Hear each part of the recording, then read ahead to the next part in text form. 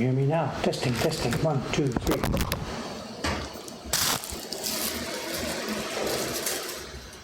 I knew I'd forget something.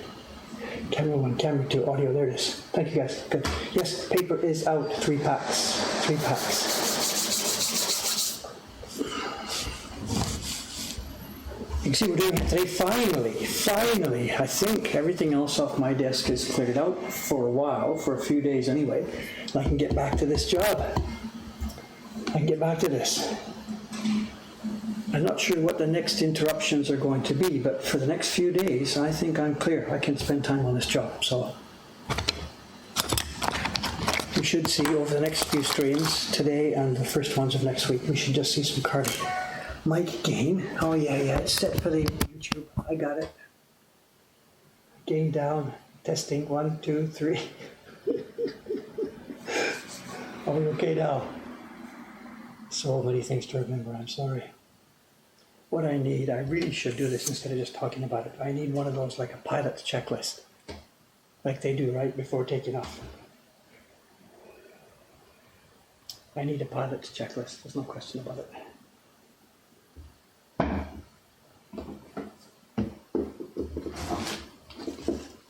Or what I really need, and we were talking about this when I was doing the video last week. Yeah, paper is out. Yes, paper's out. Cameron and I were talking about this last week. The future Mokohanka. You know, there's technical staff here to help with the YouTube videos, do the recording. We need a little room upstairs somewhere with a quiet audio. You know. Today's Friday. Why is the camera outside? Because Cameron won't be here this morning. He'll be here later this afternoon, and that doesn't help the stream. Cameron's off this morning on visa. What's the word? He's doing his visa update application, whatever. So he'll be in around here or something. No help to the stream. I might need a sharpen here. Let's see. What I should do then, I think. This is a little bit blunt at the tip. So what I should do before I sharpen, then I should do the rough work here first. Let me pull this back 1 row.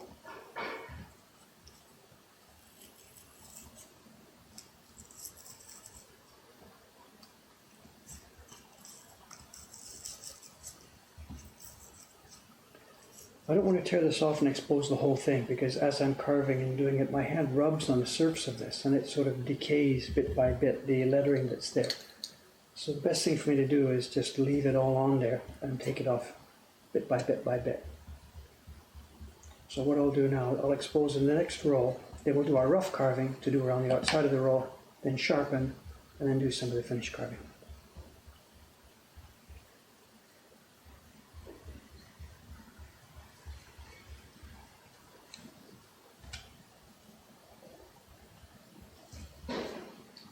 This Gampi is so nice, you know. I really don't have news still for you on the Gampi front, I'm sorry. We're really frustrated. Cameron and Aoi-san and I are really trying to get this thing worked out where we can supply some Gampi for everybody. But the world is, for some reason, working against us on this.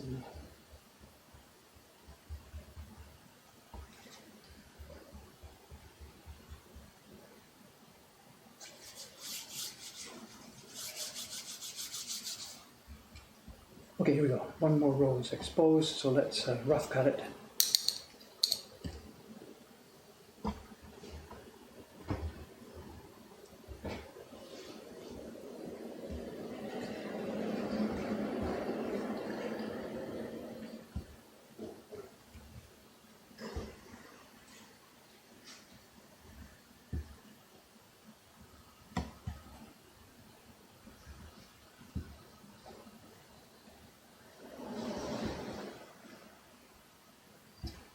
In case you're curious, I'm going through, there's some lines going across it here. These are not lines of the design. The original that we copied, reproduced and scanned has some marks on it. So these lines you hear going horizontally are not part of the design. They're going to come off. I have to try here and separate. There's actually a character hidden here. It's a yo, yo, yo, yo, yo, yo.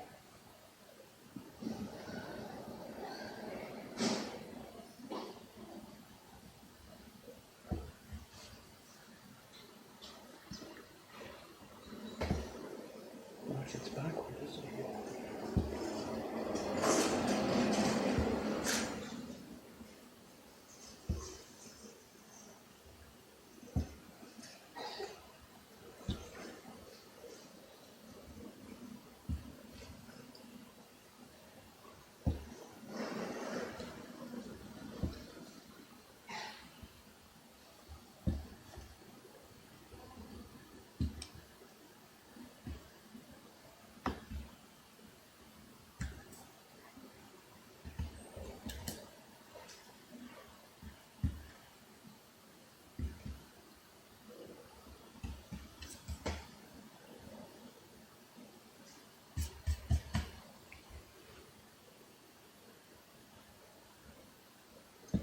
Anthony, there's updates, I guess. What have I got? I don't have any show and tell today. I haven't, I haven't seen any packages that came in this week at all, so I have nothing to be able to show you today.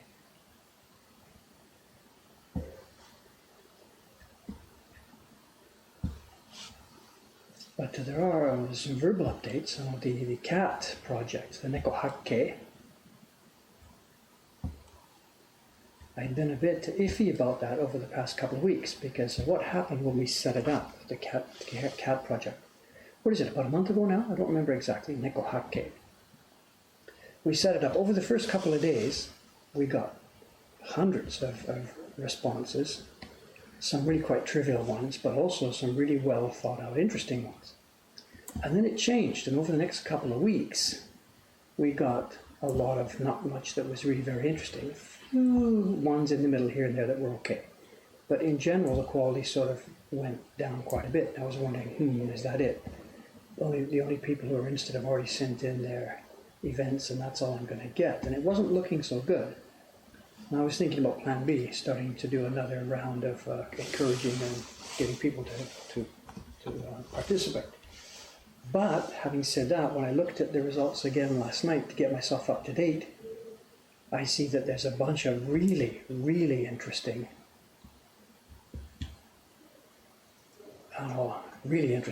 images have come in since I last checked. So this is now priority number one for me today. I'm probably not on party duty today.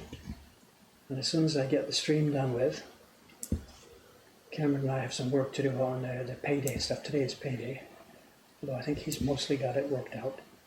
And then I'll be trying to post an update on the cat series. I'll be updating the pages, getting a bunch of people moved ahead to stage 2.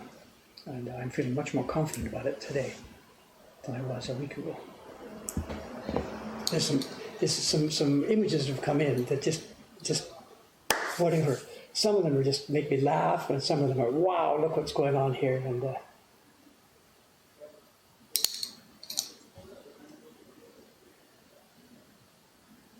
And there's a bit of a conundrum. I think we talked about this before. I had promised on the original concept for the campaign that I would not just choose the final 8 straight up, that I would choose for each of the themes a number. I didn't even know what that number was. I didn't even say so, 2 or 3 or 4, whatever, of promising images for each of the themes. Ask those people to go ahead and work it up, pay them for it, which actually the money we mentioned before, that's not enough. We're going to raise that, but whatever, that's beside the point here. Pay them for it and then move ahead. And then from those groups, I would then choose the final 8 to be made into full woodblock prints.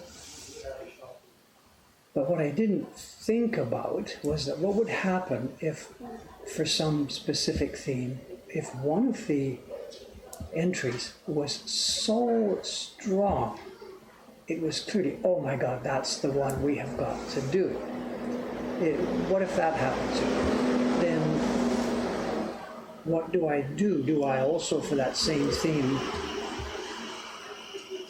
ask a few other people to move forward to stage 2, even though knowing inside my head they're up against a really, really, really strong candidate, and that probably maybe they're not going to be chosen at the end of the line. I hadn't thought about that particular situation. So I don't know how to handle that, both practically and maybe ethically. I'm not quite sure about that. If there's one of the themes where I really myself, I'm not sure. Look at that. That looks good. That looks good. Oh, look at this one's also interesting. If there's a few ones that are really interesting, then yeah, pay those people, all three of them or four of them, whatever, to go ahead. And that's exactly how we assumed the campaign would work.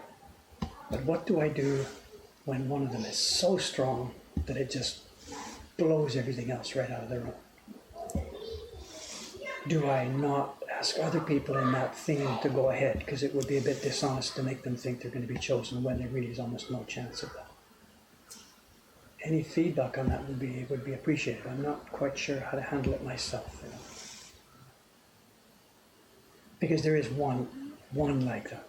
In one particular theme, one of the entries is instantaneously, oh my God, that is it. In one of the themes, we're in that position.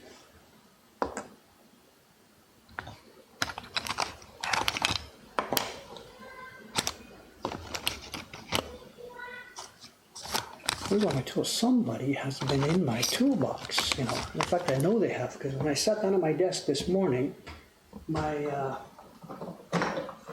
know, what do you call it? The piece of wood that I put into the desk to support the block when you're tapping, bang, bang, bang, bang, bang.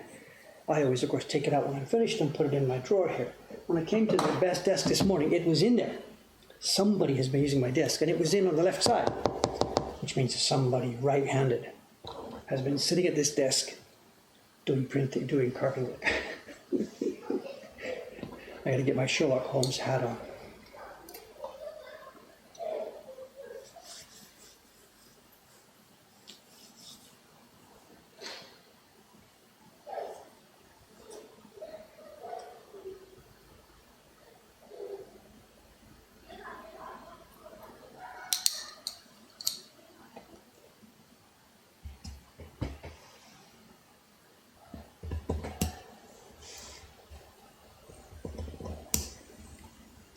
There's another thought to the CAP project too, and please understand this is 100% pure speculation. This is not a plan or anything, just let me speculate here.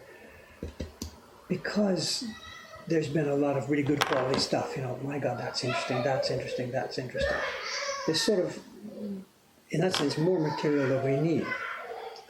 And the thought is on the table that even once this series was finished and published, we're looking, you know, ahead a year or whatever it is, you know, that because there's other good, strong material, we'll start again, you know, do Nekohake Book 2 or something, you know. Because when you think about it, it's endless. It's absolutely endless, as they proved in the old days. Whatever kind of hake it was, there's no limit to how many permutations and ideas you can come up with. You know? So just the seed of an idea is there. That if they came out looking good, and of course, and if they actually were selling in the shop, if they paid for themselves, then do it again. You know?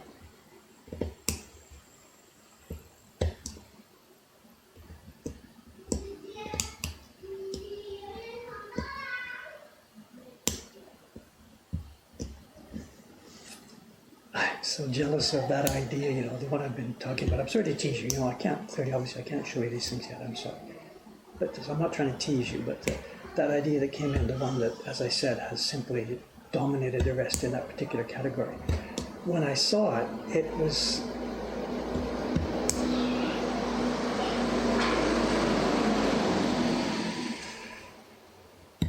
It was one of those things that makes you think, not only, why didn't I think of that? It's so obvious. It's not just that, it's that why didn't anybody else in the past 150 years think of this? But this guy who thought of it, this person, whatever, I don't even know, I've just got to handle it. This person who thought of it. And I can't wait to show you. So, I hear kids, I don't see anybody out there. I think they're at the hotel across the street. Right across from us is a hotel entrance, and lots of times people wait there for taxis or gather there.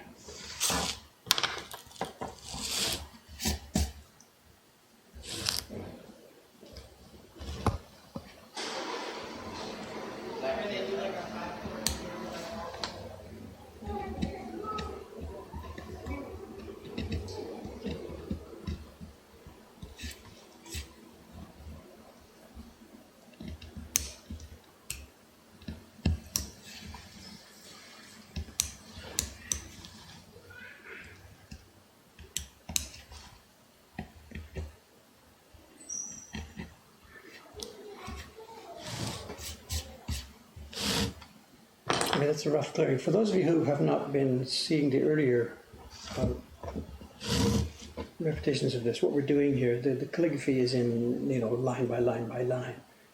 And the job in the old days would really probably be separated to a couple of different people. There would be an apprentice doing what you see me doing right now, cutting roughly around the characters, clearing the whole block and getting it ready for the experienced guy. Because to cut nice calligraphy with good stroke order and with good sense of a brush is fairly experienced work. And yet you don't want to sit there with the experienced guy hacking away at all the waste wood like I'm doing right now. So in the old days, it was really, really common.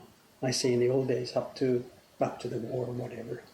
It was really, really common for workshops to do blocks as a group. And less experienced people would do rough clearing. The top guns would do the most delicate work. And it would be split person by person. And since the war, and certainly since I've been here, I've never, ever seen that happen. Because now people are working as independent guys. Carvers work in their own homes. The publishers send them the work, and that's the way it goes. The printers sometimes work in cooperative workshops, but the carvers almost never do. There's so few of them. They're just working one by one by one. They're hired independently for projects. So the downside of that is the experienced guy has to do the grunt work as well. So me here, what I'm doing at the moment now is the grunt work. I'll just finish clearing out a bunch of this. And I'll sharpen my tool carefully, a bit more carefully. And we'll go back and start cutting the actual shape of the characters in.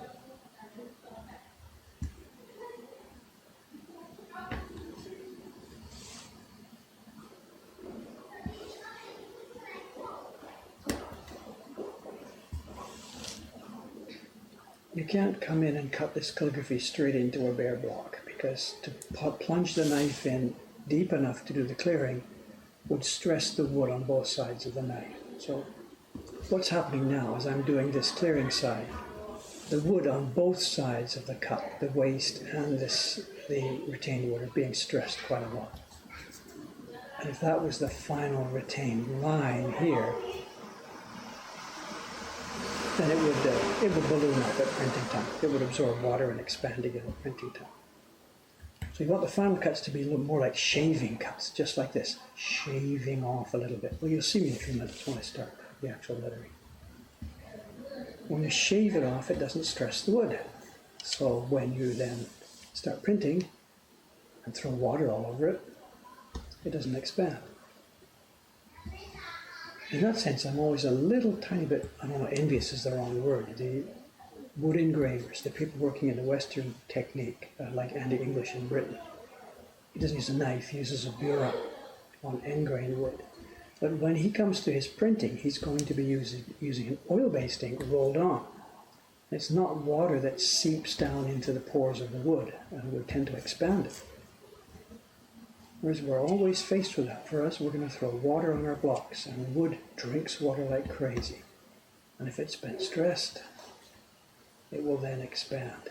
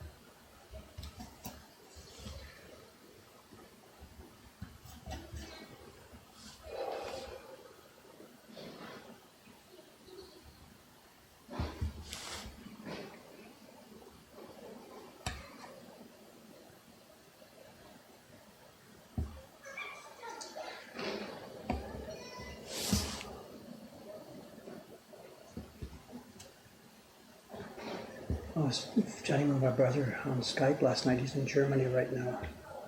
He'll be heading over to Thailand soon, I think. He's in Germany right now.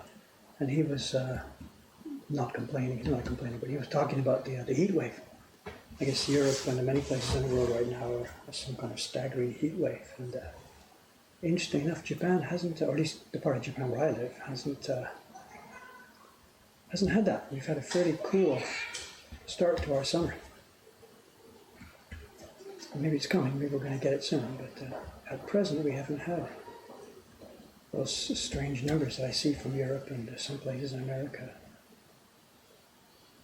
The door's open today. It is hot, it'll be a sticky day. It's not going to be really nice and pleasant, but in no way is it going to be grotesque and stressful, 40 degrees or something or whatever.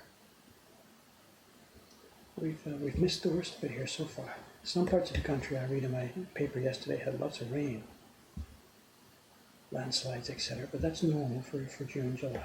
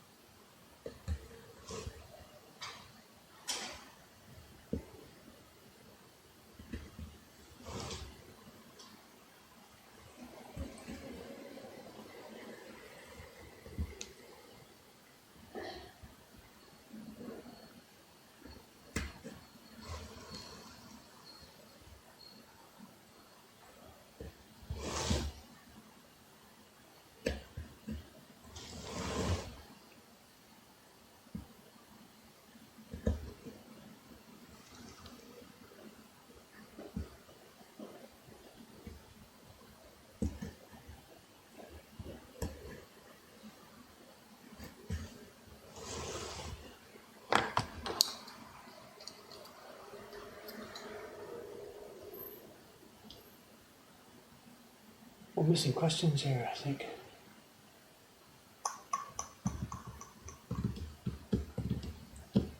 Yeah, block wear is from the pigments mostly. It can be from the brushes. We try and keep the tips of the brush. Fairly soft, but it's the pigments themselves. The brush runs pigments all over.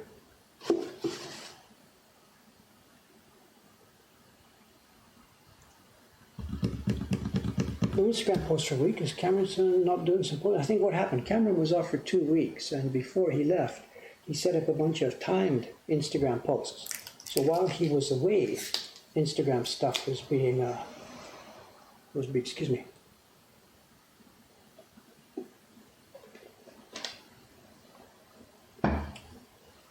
While he was away, Instagram stuff was being auto-posted. Then he came back and switched off, and I went out, and I guess he didn't feel Instagram was a priority, so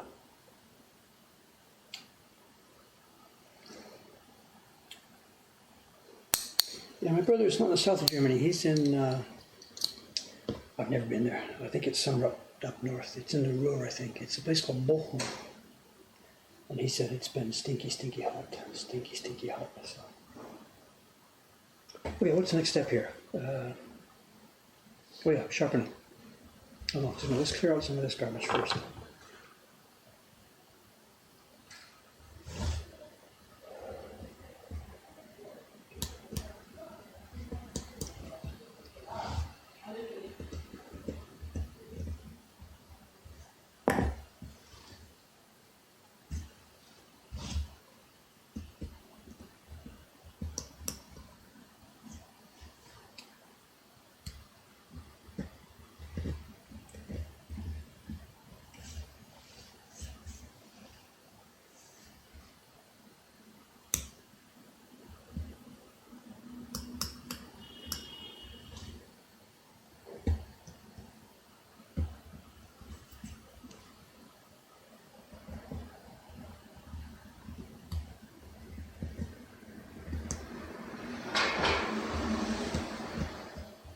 Today's Friday, right? Which means it's garbage day, so you guys are going to have a prime view of the garbage man today. I don't think we've ever seen this before, right?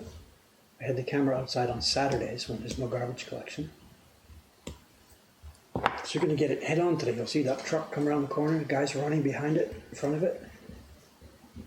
And I moved my own garbage today. Instead of the normal place, I put my own garbage out. You can see it, bottom left corner. That's one of our 2 garbage bags we put out. So that'll be your thrill for the day.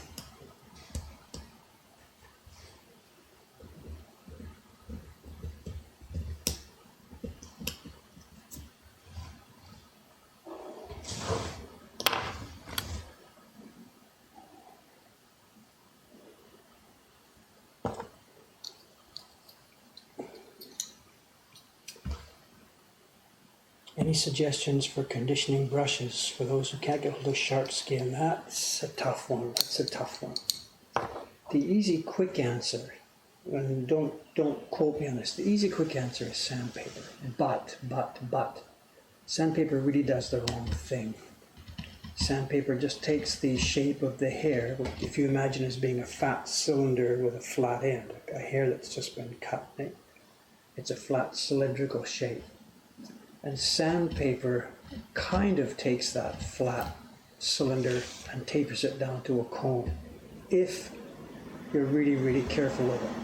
Pressing on the sandpaper just at the right angle, just softly enough. If you press on the sandpaper too hard, or whatever grade of sandpaper, press on the sandpaper too hard, then what you get is that cylinder of hair just gets beveled at the bottom. So you've got an angled slice instead of a scissor type flat slice. And that doesn't help you at all. You want the tip to be feathered. You know, women talk about split ends and stuff like that. They've got hair, and a single hair breaks up into splits at the end. That's what we want on our brushes. We want split ends. So shark skin actually has the right particular way of got teeth and stuff, and that's what it seems to do really, really well when you get a piece of shark skin the right size. I heard in New York, April Vollmer, she runs printmaking workshops over there in New York, and she mentioned one day, this is decades ago, she mentioned a product called dragon skin. And it's nothing from Game of Thrones or whatever. It's a commercial product that is some sort of, it's like a grater. People use it to grate radish or stuff like that. It's got teeth that hook up. And a normal grater, the kind that you use for cheese or whatever, the teeth are just too big. It just rips into your brush and rips some hairs and misses the rest. But the thing she said, dragon skin, this stuff, and she said she found that when she used her brushes, or she rubbed her brushes on dragon skin, it came up with a result very much approaching shark skin. So pick your animal, sharks or dragons.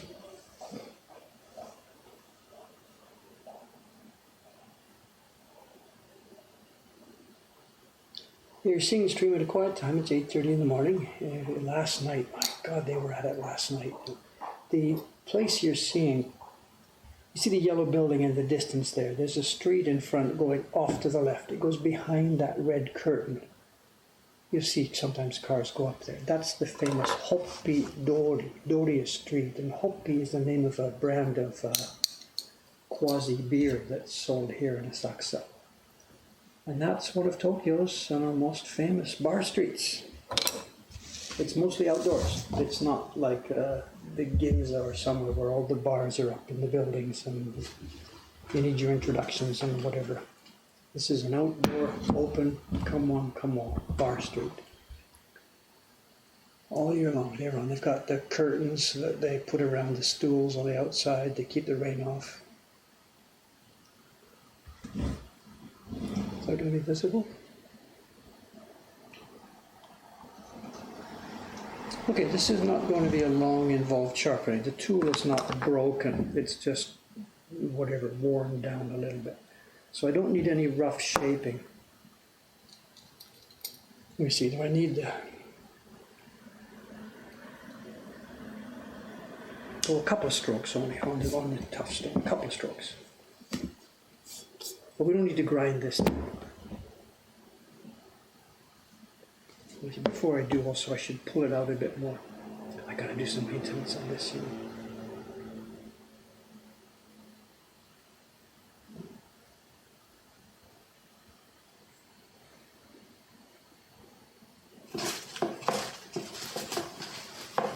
I've got to do some maintenance. The brass handle is long ago totally worn out. It's a bit of tape on the front of it. It's actually embarrassing. professional tool.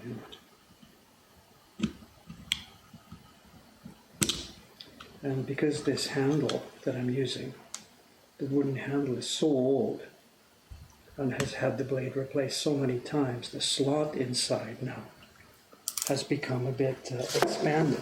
When you get a brand new wooden handle, you make it, and you get a brand new blade, they pretty much fit. The blade goes ka-chunk inside. The brass sleeve holds it from being pushed back and sliding around. But two things have happened with this one. The brass sleeve, out of endless times of touching bit by bit, touching the stone. We don't rub the sleeve on the stone, but it touches now and then, and finally it just got ground away. And then the knife has been replaced and moved around so many times, the slot has become a bit expanded. So I've got two things. The blade itself now has a bit of tape wrapped around it to help it sit in the slot.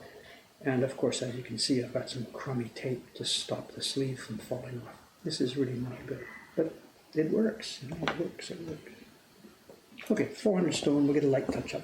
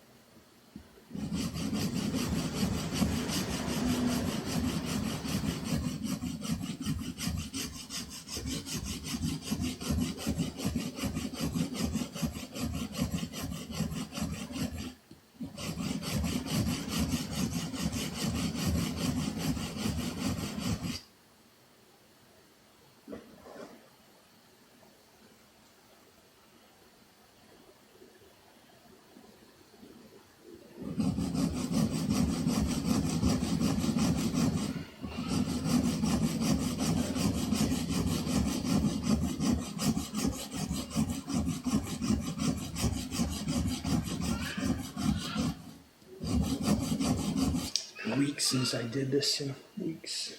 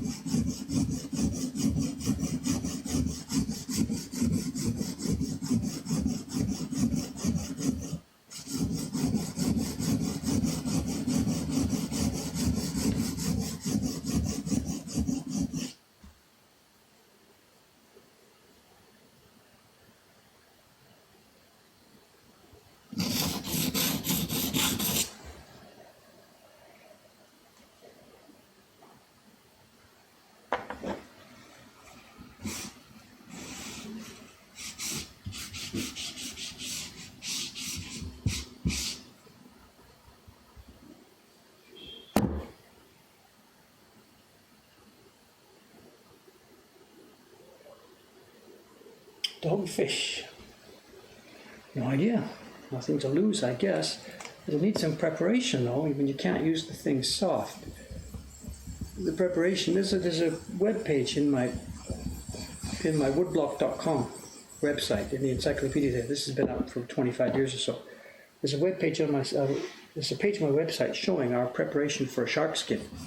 And when you get it from the dealer meaning whatever, the fish dealer, whatever, it comes to us generally here rolled up like a rough old piece of leather. It's rolled up and dry by the time it gets to us. And it's still got meat and stuff on the inside.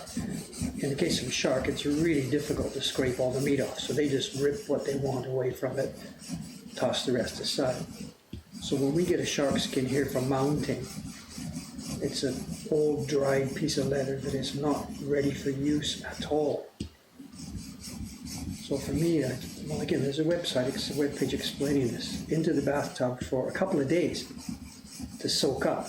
And I'm single now, so I could get away with this now, but when I first did this, I had a family, and they went berserk, they went crazy. dead shark skin floating in the bathtub for a couple of days to soak up. Then the next step was, after it's really softened up, you rip off and scrape off what you can of all that leftover meat that's on the inside, getting the inside surface as smooth as you can. And then it's a question of stretching it and nailing it down.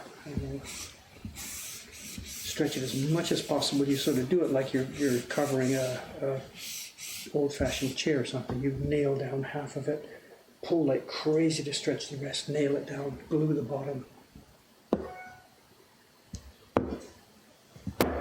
And then once it's on the board dried, never, ever, and I mean ever, as long as it lives, ever take it outside. Never let the sun touch it, because just 3 or 4 minutes sitting in the sun, and that's it. It'll split, it'll pop.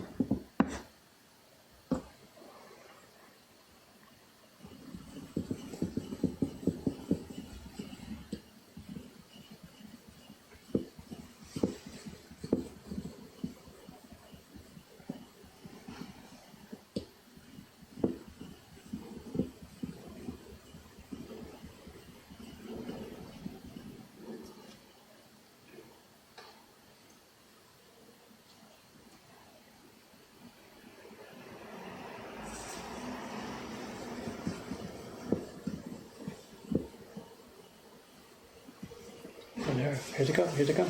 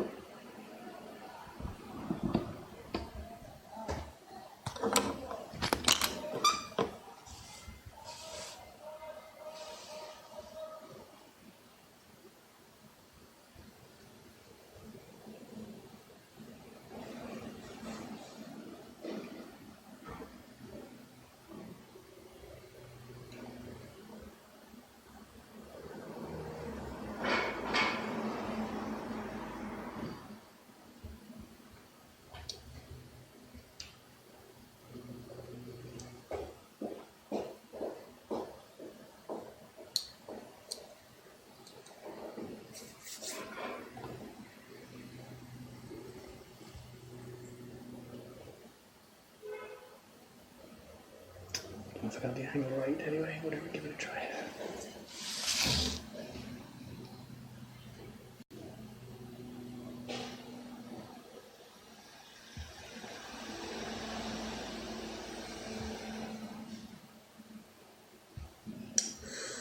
Might have got this a bit too acute too.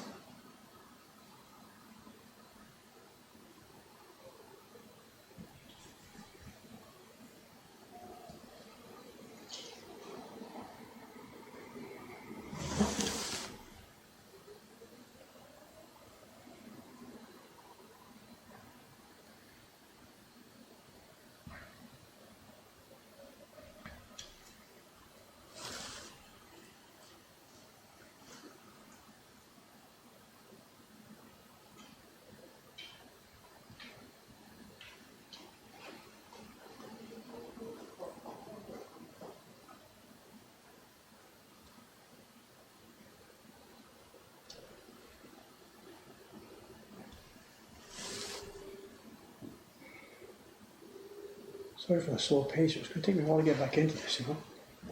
How long has it been since I did this work? It's been weeks since I did any work on this, you know.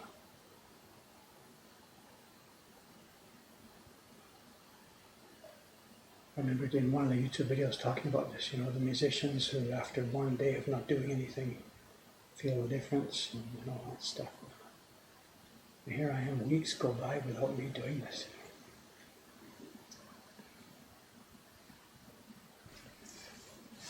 I'm sorry for the slow pace. I should just be going slap, slap, slap, cut, cut, cut, choo, choo, choo, right through this, you know. You see these videos of fish guys in Skiji and stuff like this, and in seconds they've got a whole fish taken apart. Real craftsmen, bang, bang, bang.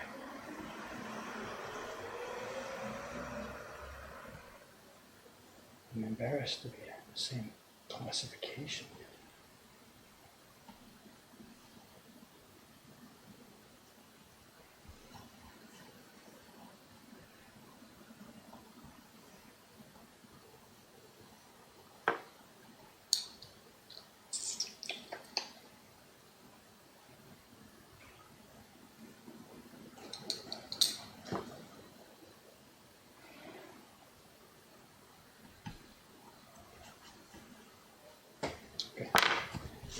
Well, let's start this roll. Am I slow or what today? Can't be helped.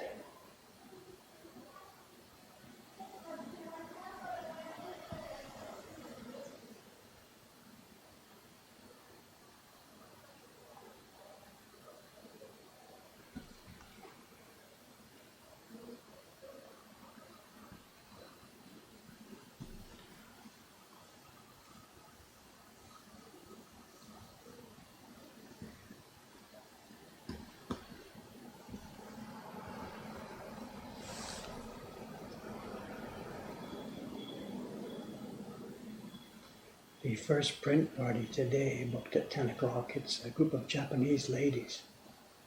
And they booked by phone a few weeks ago. As it happened, I was the one who answered the phone, just coincidentally and whatever. So I didn't think anything of it. This Japanese lady booked, asked some questions, asked if they could make a reservation. Did so for a couple of weeks in advance. That's today. And before she hung up, she asked, "Is this David Sensei?" I'm like, whatever, we don't call me sensei around here at all, but rather than argue, I said, yeah, this is David, yes. I didn't argue the point, don't call me sensei, but just simply, yeah, this is David. And she, I forget her exact words, but her point was that, yeah, you perhaps don't remember me. Something like this. And at this point now, I've got her name, I've just written her name into the reservation sheet, and I didn't think anything of it. The name didn't ring any bells with me. Her voice didn't ring any bells. But she had said, perhaps you remember, or something like this. And I had to confess, I'm sorry. I forget again. I don't know the words I used, but I just mumbled, I'm sorry. And she said, no, that's okay, because it was 34 years ago. And now I'm thinking, 34 years ago, Japanese lady, who do I know from like 34 years ago? And whatever, obviously there wasn't anything going to be coming up. So she said, I run the little rhythmic school back in Hamura Town. This is the place we lived when we first came to Japan, back in 1986. We rented an apartment out in a place called Hamura. It's now changed. It used to be a little town, now it's a city. Probably decaying back to a town again with the depopulation. Anyway, she ran what was called a rhythmic school. And it's one of those places, it's kind of a, what do they call, like Montessori and stuff, where the teacher plays piano and the kids all sit in a circle, the 3-year-old little kids, and the teacher goes ding, ding, ding, ding, ding, hi, hi, hi, and the kids go hi, hi, hi, and all that kind of stuff, playing and dancing to music. It's for little, like 3-year-old little girls. And I myself hadn't had an interest in this sort of thing, but my then wife had both of our kids enrolled in this school. And once a week, I took them down there, and they did their rhythmic thing while I sat on the chairs at the side of the room, pretending to look interested. Whatever. It's just not my thing. Anyway, there's no bad feeling about it. But she said, it's Nagai Sensei. And I still didn't remember. And she said, no, it's okay, don't worry. We're looking forward. We saw you on TV a few weeks ago and realized that that's the same guy who used to bring his daughters here. So we looked you up, and now we've booked for a print party. We're looking forward to meeting you again. So these are the ladies who are coming here at 10 o'clock. They must be, I guess, about my age or a bit more. Whether or not she's still running her school or not, I don't know. Perhaps I should Google it before she gets here, just so I'm up to date on it or something, I don't know. I guess she'll ask about the girls, how they're doing and stuff like that.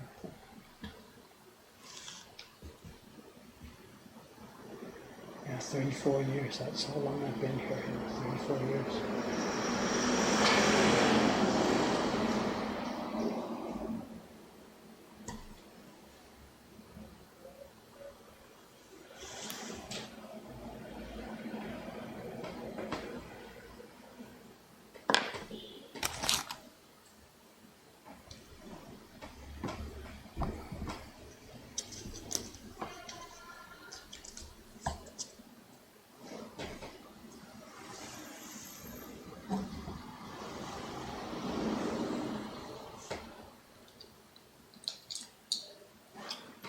You're talking about fish, are you? Oh, look, my mother's here. I took the girls to that class. Really? Did you? I don't remember this, of course. Do you remember the place? It was on the same main street that our apartment was on. You go down towards Hammertown, the train station. It was on the left-hand side.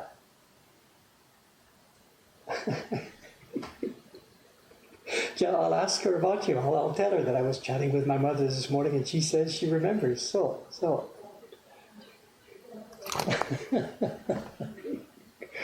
34 years ago.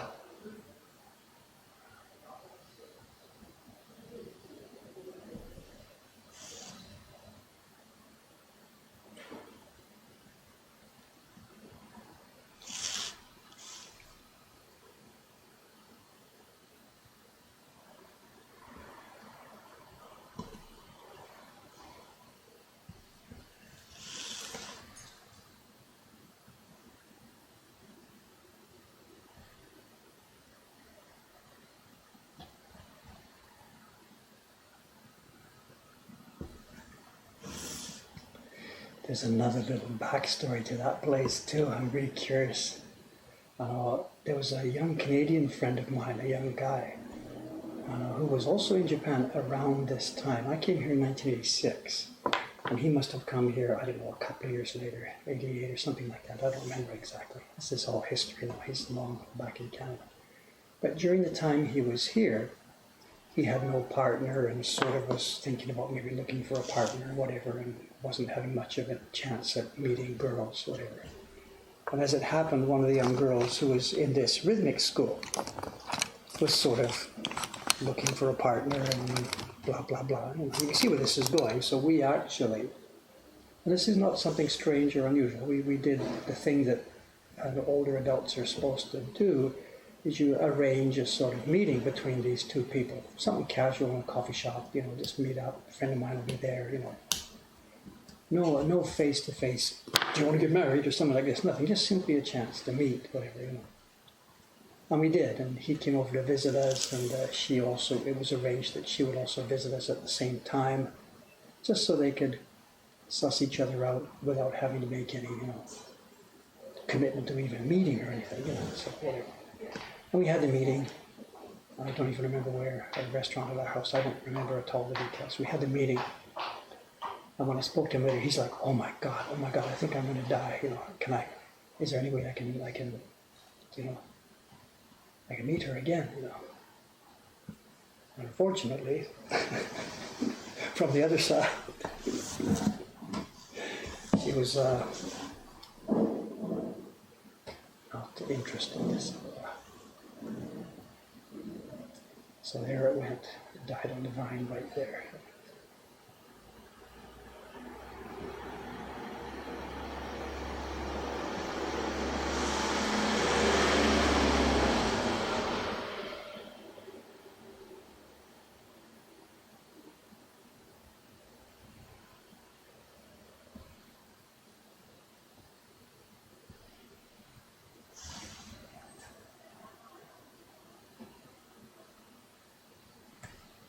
We have actually similar situations here now at Mogonga here. We have a number of young ladies working here. I've got some young guys working here. And among the customers and visitors are younger ladies, younger guys. And there's this, thought of the older ones here, myself, and specifically Ishikawa-san, she's not my age, but she's, whatever. And there's the thought of how much should we be doing to help these young people get together, because in this culture, I say in the old days, but it's not so much the old days, even around the time when I first came here still, especially in rural areas, it was the job of the people, my generation, to help the other kids get together, sort of matchmaking as it were, arrange meetings casually in the background, just help things slide forward a bit. And we've actually here at Mokahankan, we've actually tried this, nothing in recent years, but 3 or 4 or I don't know, maybe 5 years ago. Me and Ishikawa-san and Asuka Sensei, the carve Moto Asakusa, Moto Asaka Asakusa, Moto Haru Asaka. And we arranged a meeting between one of the girls who worked here and one of the young carvers in town. Because it really seemed perhaps like, there was interest there, but they weren't able to get things moving forward by themselves. And I think this one was the other way around. She was interested, but he said, I don't think I want to move forward with this. So there it rested. And now we've got nothing more. We don't really play those games anymore here, So shrug our shoulders, and my God, if they don't want to get together, there's nothing we can do about it. And that's the way it is. So as things stand now, we're not doing anything like that here.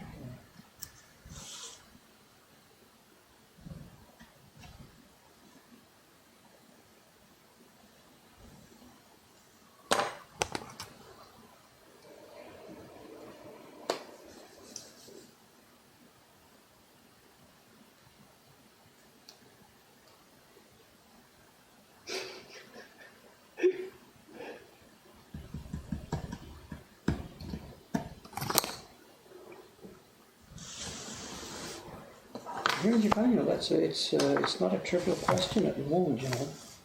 There's a huge, there's no other word. There's a crisis here in Japan. A social crisis. Living patterns have changed dramatically, insanely dramatically. Population is going crazy out of whack. Young people, for whatever reason, for any number of reasons, are not actually doing the thing that young people do to some large extent in society, and form couples and have babies. And there's any number of reasons why this is happening here. But the cumulative effect is the population is crashing, and that's not an exaggeration, it's crashing. It's dropping by hundreds and hundreds of thousands every year. Maybe it was 1 million or something last year down. I don't have the number in front of me. And it shows no signs of picking up. And there's sort of 2 ways to look at that. Well, it's going to be good for the planet if we have less people. Maybe so, I don't know. But it's a difficult way to run an economy, of course. And as speaking as one of the elderly people here who is part of this pyramid, I'm going to be up at the top heavy end of this thing. There's very few young people at the bottom to help support this social system. It's a stunningly difficult problem.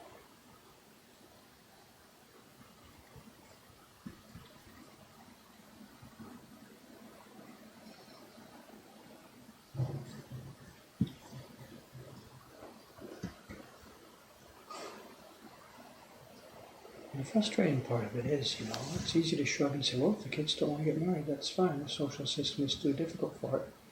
But I see these people every day. I see these young girls and stuff, and sometimes we chat a little bit about things when there's a quiet time in the shop, whatever. And for sure, at least 2 or 3 of these girls, they would love to be in a quote, normal, unquote situation. They would love to have a couple of kids and be a mother, but also be doing something productive, be working, and have a partner who helped them do these things. And they would like to be in that situation. But because they can't see any way to get to that situation, that they just can't jump in the pool and swim. So it's nothing.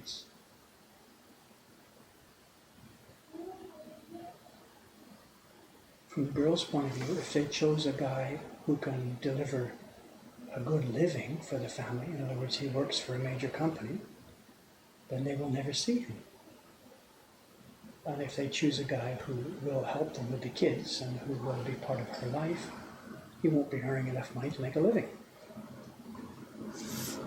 It's kind of that simple. That's the core problem of the whole thing.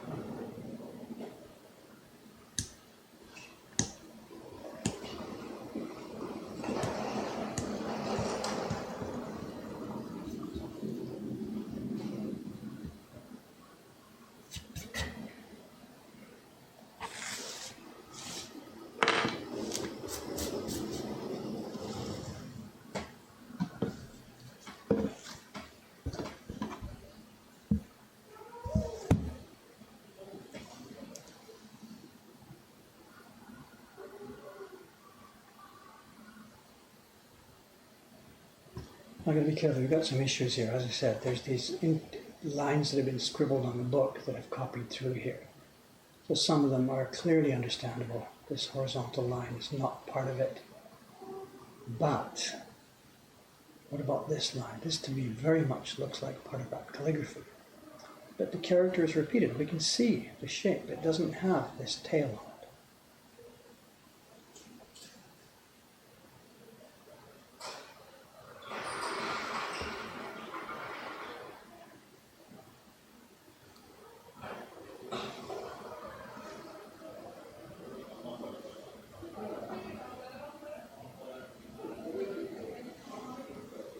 Find similar characters. There's lots of repeated characters here. A similar one here. There's two strokes and a long tail that curves. So two strokes and a long tail. So I think this is not the same character as these. Here, you have it here again. Two strokes and a tail. It's everywhere. Okay, so that's what that is then. This is the two strokes and the tail. And these are the yo-yo-yo.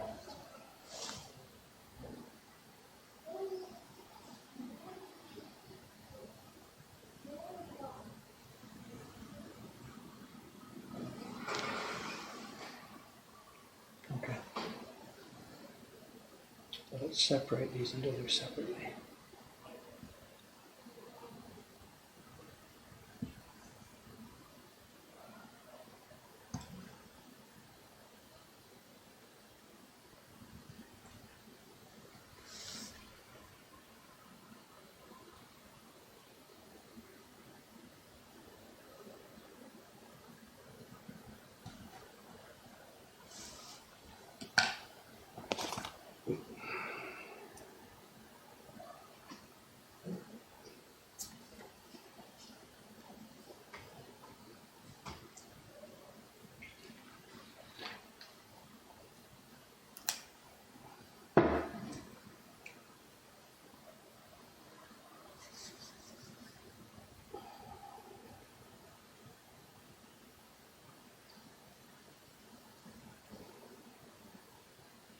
Suitcases, no, we're not near a railway station. We are a top hotel area. This is Asakusa, which is a huge inbound tourist district. And in recent years, there's been a very interesting conversion situation here. Asakusa wasn't formerly a hotel area, or it was, but it was full of what they call love hotels. Asakusa was full of bars and recreation places, and it was a common place for people to, get a love hotel, book a room for a couple of hours and enjoy themselves. That's not so common here anymore, but there's a huge, huge demand for hostels, hostelries and hotels. So a huge number of those love hotels that were scattered all around this district, basically all of them, I guess, maybe there's one or two still left, they've converted to hostels, hotels. And there's also new hotels. The one across the street, that red awning you see is the first floor of a 6-story building. It was a new hotel. The public bath where I've been going every week for the past 5 years is now gone. It's going to be converted to a new hotel.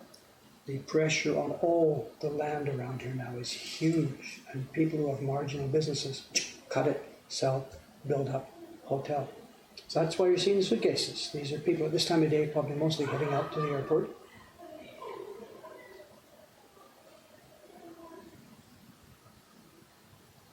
So it's common, yeah, we are a hub. Asakusa Station is one of the main It didn't used to be, but it is now one of the main access to both airports. There's the new, relatively new KQ line, which runs from Narita Airport round to Haneda Airport and coming through Asakusa Station.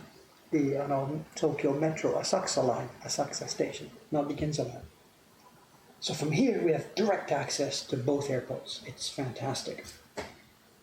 And that's of course helped push the land price up, and now the hotels are building here. And you see the result outside on the street here. Suitcases all day long.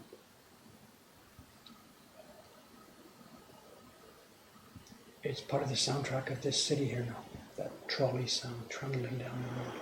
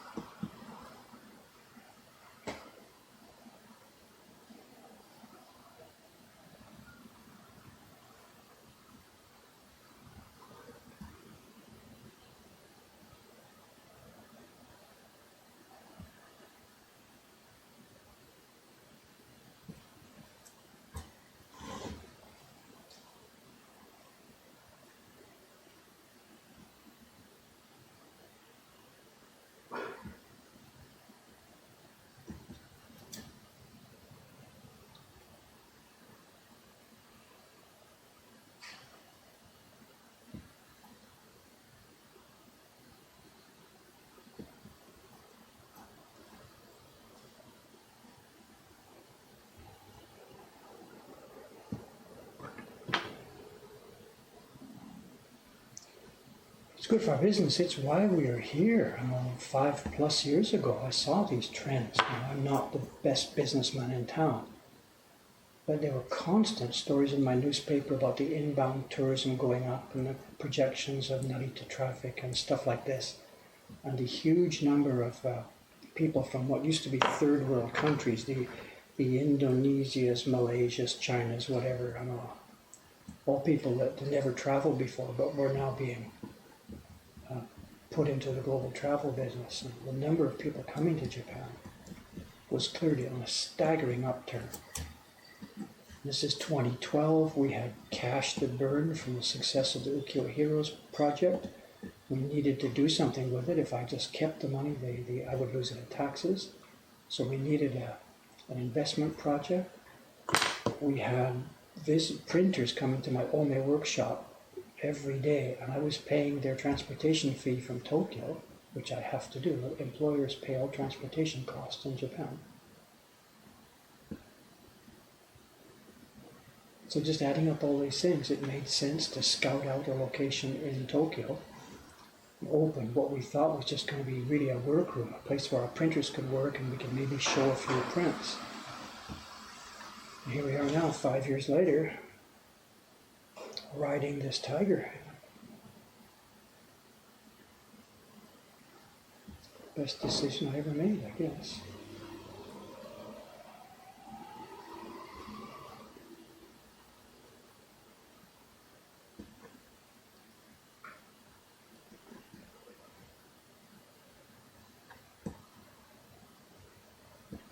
So yeah, so being here in this ground zero is not lucky. I chose to be here. He says, too bad we weren't able to buy the building. I had no resources back then 5 years ago. She perhaps would have sold 5 years ago if we had asked her. She has a few other buildings, and if she hadn't seen this wave of business coming, I don't know her business acumen or not, I don't know. And she won't sell now, not even close, even though we can now gather resources for this. If we had a chance to buy the building, we could, I think. We could gather resources over the internet. But she'd be crazy to sell now. There's no end in sight to price increases here. Oh, Suga-san, is it that time already, Imananji?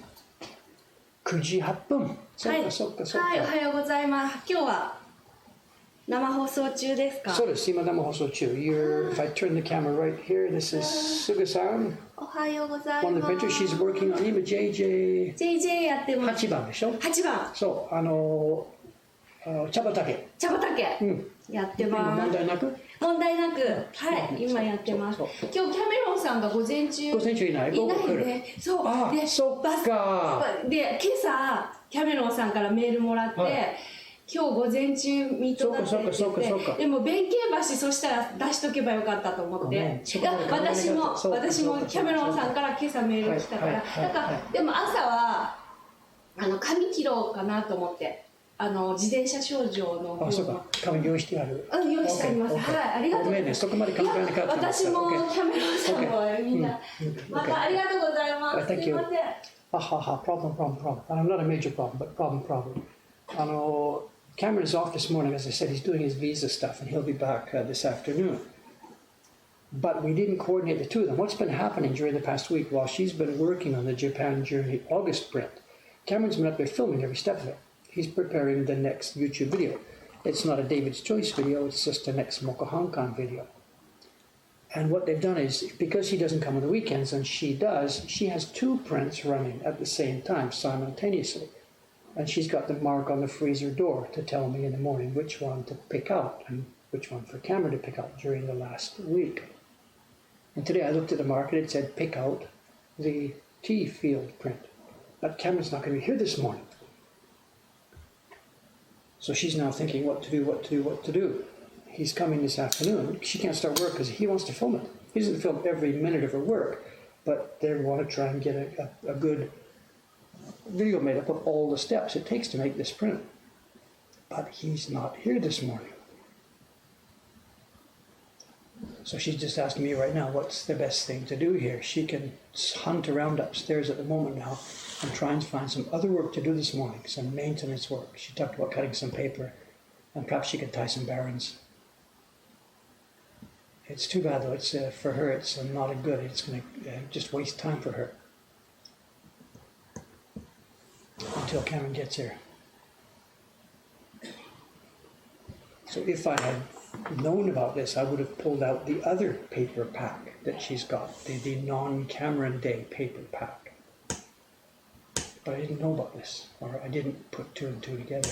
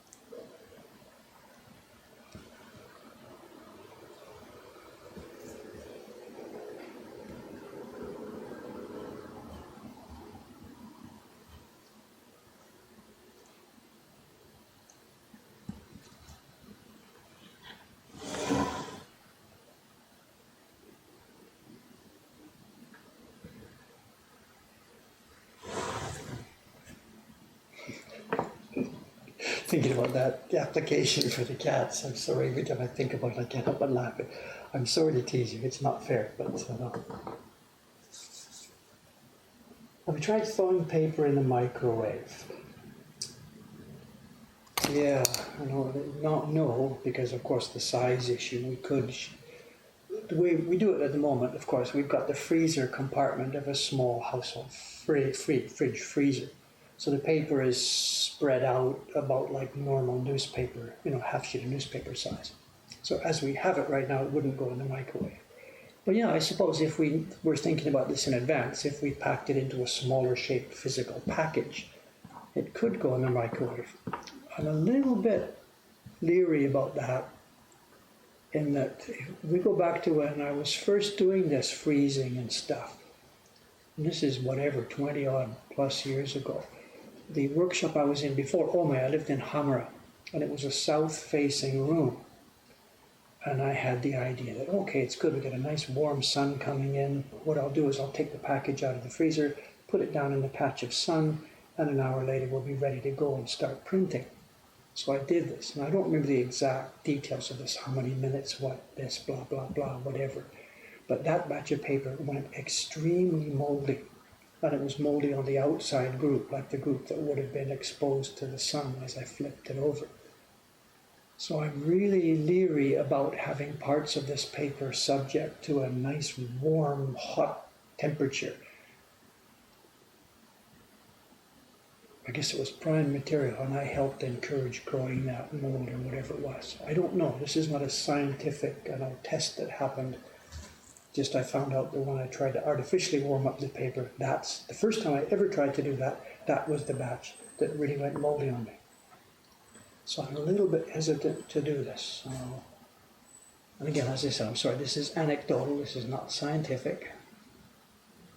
But in all the years now we've been doing this, in freezing it at night, taking it out of the freezer an hour or 2 hours before working, letting it defrost naturally right there on the printer's paper bench. They open it and start printing with a smooth, soft paper. In all the years we've been doing it that way, we have never had any mold problems. So. Yeah, what does microwave do? A microwave oven simply shakes the water molecules, is what it's doing. I don't know, if you dig into this, look at a Wikipedia page or whatever. It shakes the water molecules and energizes them and makes them hotter, of course. And that heat then spreads through the thing. Normally we do it with foods or liquids, and they've got moisture in them, and it's the microwave that heats the moisture. The microwave energy heats up, shakes those water molecules, and away you go. So that's okay for us, right? We have water in that paper. When it's frozen, do they still get shaken by the energy? That's a good question. I guess so, because you can defrost things in a microwave.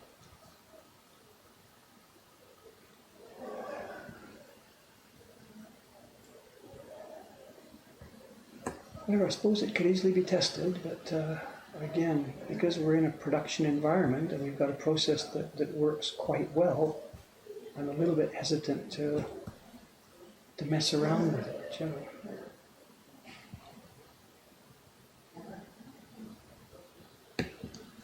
And we've got enough production problems here without adding more.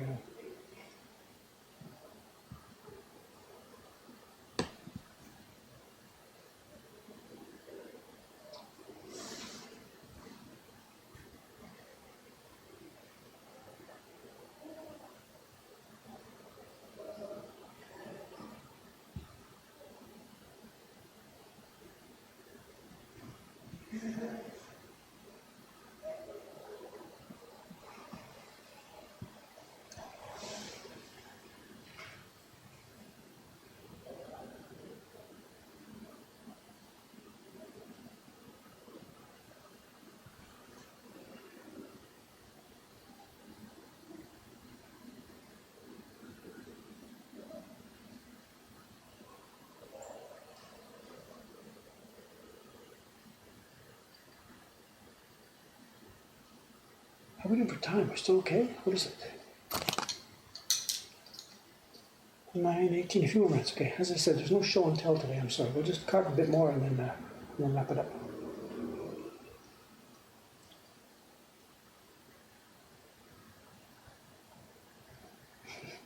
Independence Day, of course. Is that what it is over there? Yeah.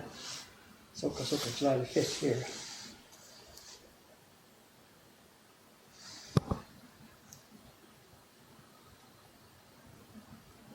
No fireworks on the stream today, I'm sorry.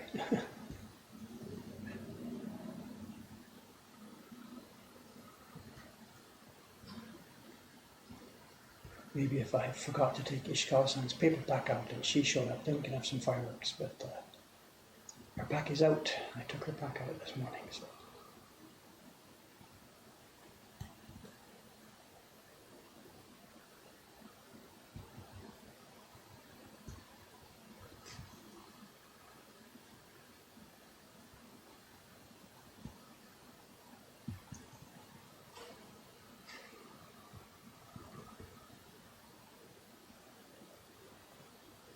So what have we got coming up then? Today's Friday.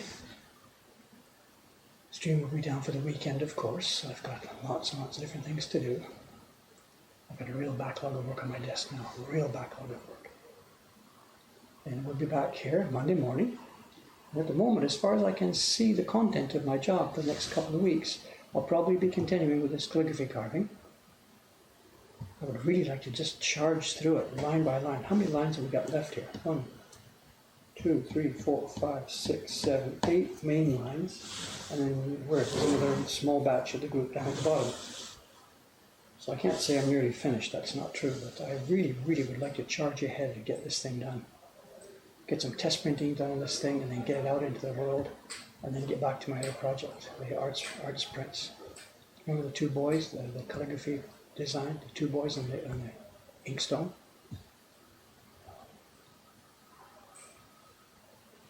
So Monday's stream will probably be just what you see today here, carving the same thing, calligraphy, fairly quietly.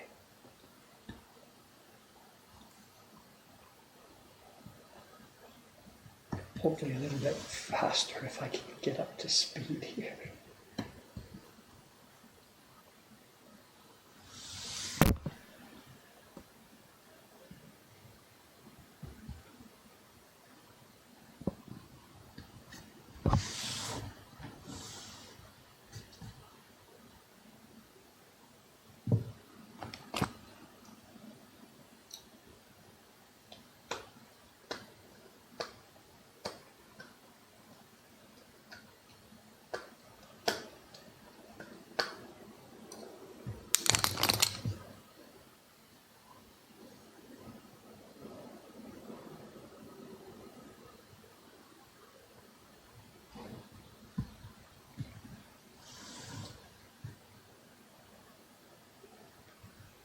The viewer's map, and hey, it's down, I'm sorry, and it's partly my fault. I know one of the people in the chat set it up a long, long time ago when we first did this streaming.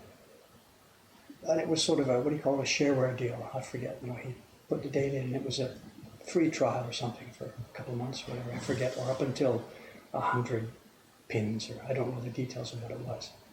And then it sort of kicked in that after that limit had been reached, you had to buy it. And I, of course, wasn't adverse to it. I think back at the time I said, sure, go ahead, let's buy it.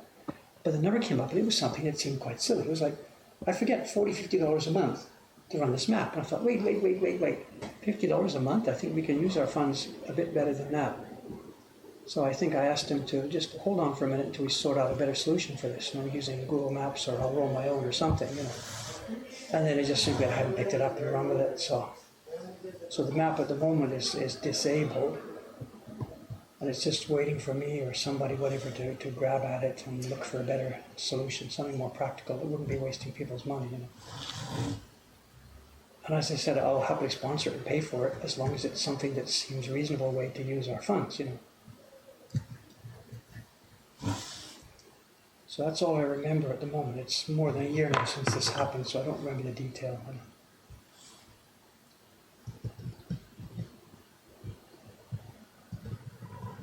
But yeah, it would be nice to have. And I guess we should just roll our own. It can't be that hard. Get an API for Google Map or something. What could go wrong?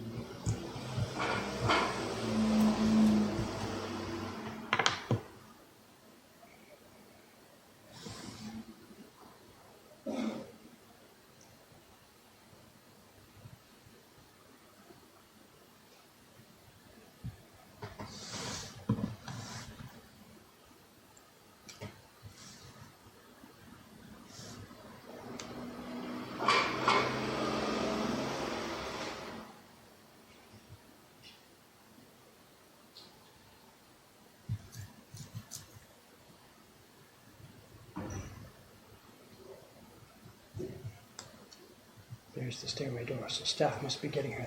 Today it's, I think, Shiba-san and, I don't remember. Shiba-san and Teiko-san today.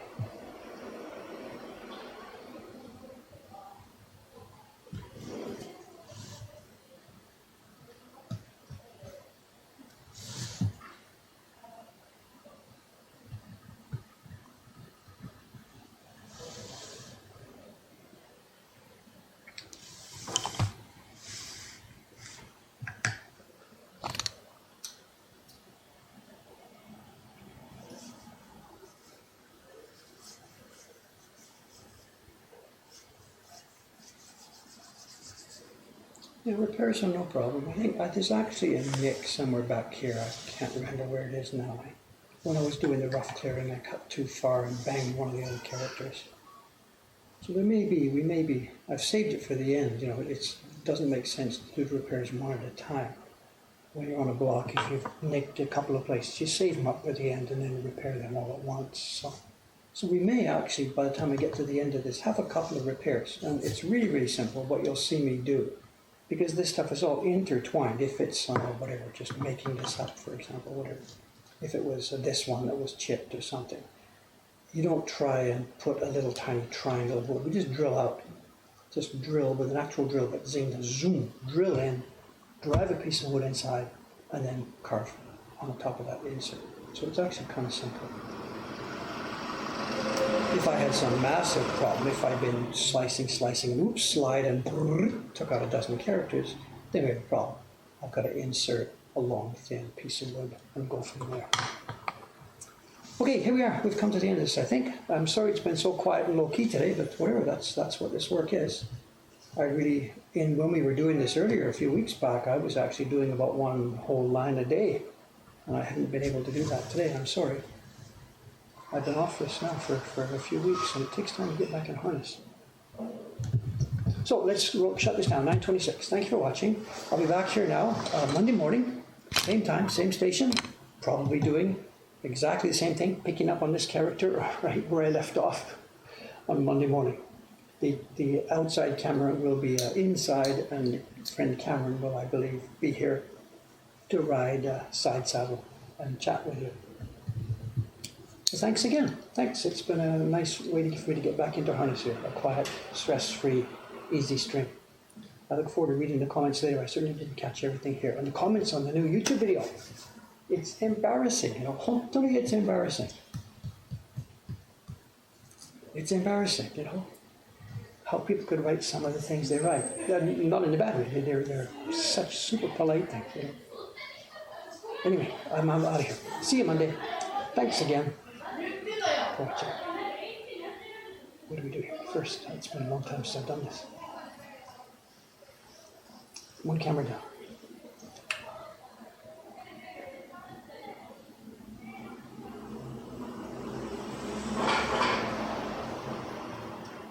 Okay, let's go. Thank you again. Bye-bye for now.